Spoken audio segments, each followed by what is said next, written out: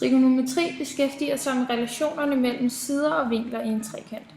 Til beregning af ukendte vinkler og sidelængder anvendes sinus, cosinus og tangens, de trigonometriske funktioner. Hvis man kun har 3 oplysninger om trekantens sider og vinkler, hvoraf mindst en af oplysningerne skal være en sidelængde, kan man blandt andet ved hjælp af sinus, cosinus og tangens beregne de manglende sider og vinkler i trekanten.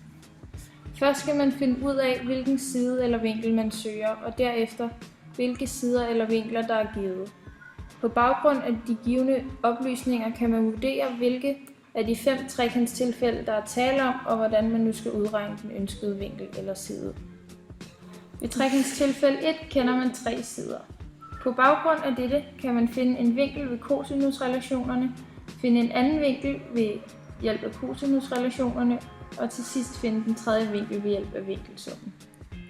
Ved trekantstilfælde 2 kender man en vinkel og dens hosliggende sider. På baggrund af dette kan man finde den sidste side ved hjælp af cosinusrelationerne, finde en anden vinkel ved sinusrelationerne og til sidst finde den tredje vinkel ved vinkelsummen. Ved trekantstilfælde 3 kender man 2 vinkler og den mellemliggende side. På baggrund af dette kan man finde den tredje vinkel ved vinkelsummen, finde den anden side ved sinusrelationerne og til sidst finde den sidste side også ved hjælp af sinusrelationerne. Ved trekantstilfælde 4 kender man 2 vinkler og en ikke mellemliggende side. På baggrund af dette kan man finde den tredje vinkel ved vinkelsummen, finde den anden side ved sinusrelationerne og til sidst finde den sidste side også ved sinusrelationerne. Ved trekantstilfælde 5 kender man 2 sider og en ikke mellemliggende vinkel. På baggrund af dette kan man finde en vinkel ved sinusrelationerne, finde den tredje vinkel ved vinkelsummen og til sidst finde den sidste side ved sinusrelationerne.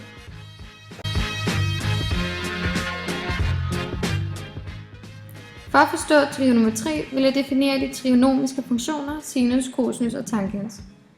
For at definere disse funktioner tegnes der en enhedscirkel, som har radiusen 1. Denne cirkel har centrum i koordinatsystemets nulpunkt.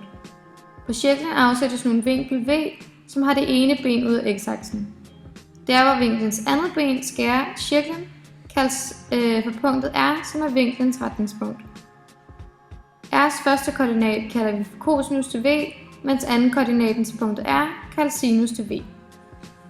På figuren kan man så aflæse, at cosinus til vinklen V er lige med 0,8, og sinus til vinklen V er lige med 0,6.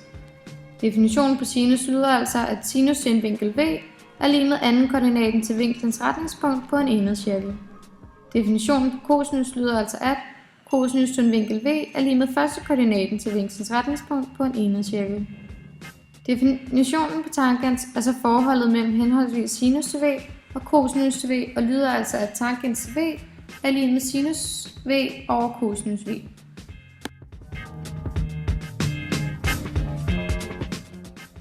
Jeg vil gerne bevise sinusrelationerne. I en vilkårlig trekant ABC, der gælder det, at A over sinus til A er lige med B over sinus til B, som er lige med C over sinus til C. Det her betyder altså, at forholdet mellem længden af en sinus til dens modstående vinkel er det samme for alle siderne i en trekant. Jeg vil i denne omgang bevise den del af beviset, som lyder, at B over sinus til B er lige med A over sinus til A. For at bevise den her sætning benytter jeg arealformlen, som lyder, at T lige med en halv gang A gang B gang sinus til C. Arealet af en vilkårlig trekant går på, at man ganger de 2 hosliggende sider med sinus til vinklen. Denne formel ses derfor i 3 eksempler, da der er 3 vinkler i en trekant, og disse varianter må altså være lige med hinanden. Jeg stiller derfor 2 af varianterne lige med hinanden og får, at T lige med en halv gang B gang C gang sinus til A er lige med en halv gang A gang C gang sinus til B. Jeg rydder nu ud i udtrykket en halv gang B gang C gang sinus til A er lige med en halv gang A gang C gang sinus til B. Først kan jeg se, at en halv går igen begge steder på begge sider af lighedstegnet, og disse går derfor ud med hinanden, og jeg får, at B gang C gang sinus til A er lige med A gang C gang sinus til B. Jeg kan igen se, at C går igen på begge sider af lighedstegnet, så disse går også ud med hinanden, og jeg får, at B gang sinus til A er lige med A gang sinus til B. Nu dividerer jeg med sinus B på begge sider af lighedstegnet og får, at B gang sinus til A over sinus til B er lige med A. Dernæst dividerer jeg med sinus til A og får, at b over sinus til b er lig med a over sinus til a. Jeg har hermed bevist en af de 3 ligninger i sinusrelationerne.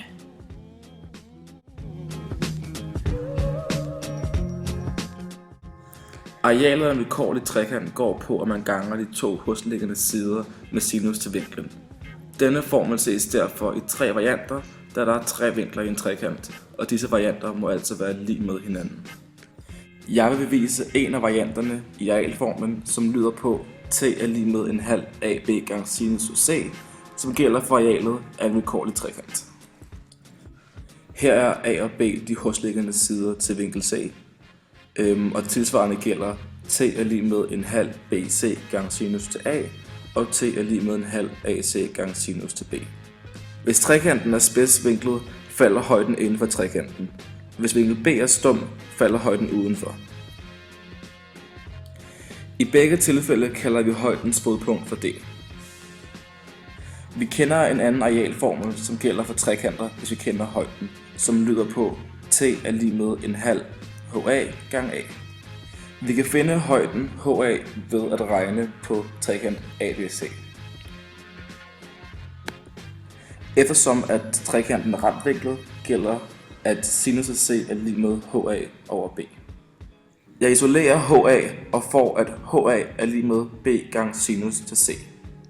Efterfølgende indsætter vi dette i vores formel t er lig med en halv HA gange A og får at t er lig med en halv AB gange sinus af C. Hermed er beviset ført. De 2 andre formler bevises på tilsvarende måde.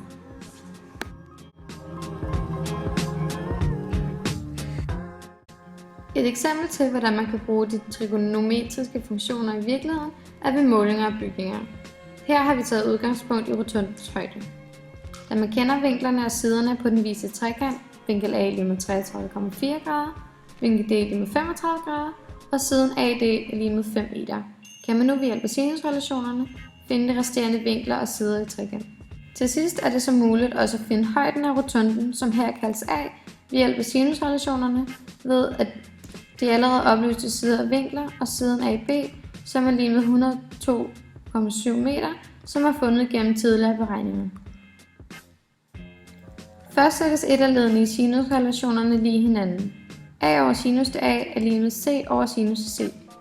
Herefter sættes oplysningerne ind i formlen, så den lyder, at A over sinus til 33,4 grader er lig med 102,7 over sinus til 90 grader. Herefter ganges der med sinus til 33,4 grader på begge sider, så det lyder, at A er lig med 102,7 gange sinus til 33,4 grader over sinus til 90 grader. Dette giver så, at højden af rotunden er lig med A er lig med 56,5 meter.